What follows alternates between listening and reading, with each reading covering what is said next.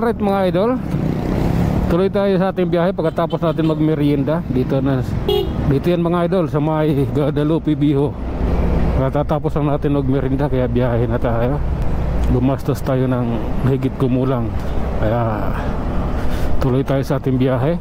Dahil hapon na rin, gusto ko na rin makapagpahinga dun sa ating jujutihan.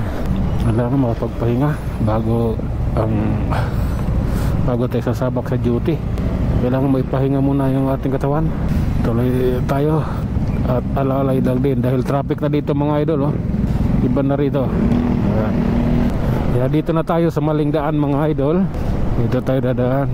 Gawing tama ang mali.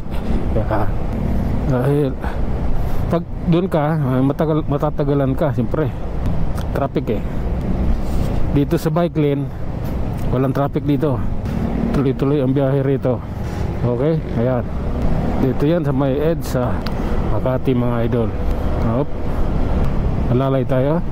Alright. Kita nyo naman yung barrier eh. May barrier na ganyan, matik illegal ang areang dinadaanan mo. Okay. Mana ka? Dito lang ako. Mauna ka. Dito lang ako. Okay. Ganoon lang yun. Pinauna ko naman siya. Tapos ako naman. Ayan, oh. Ang gulo eh. Ang gulo. Andahan. Mahirap na. Makasagi tayo. Ano nangyari dyan? Ba't inakyat dyan? Okay. Hop ya. Kalusot.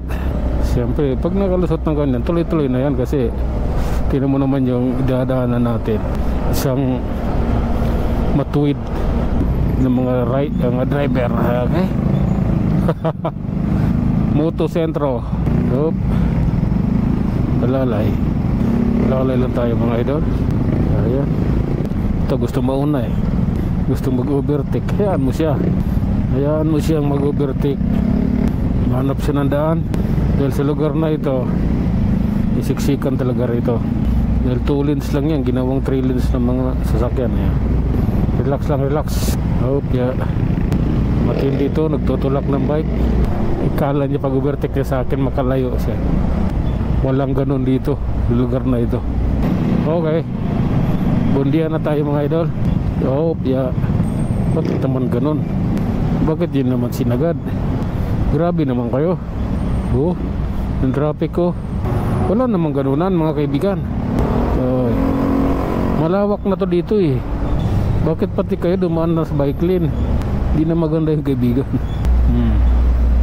Alright. Ayan.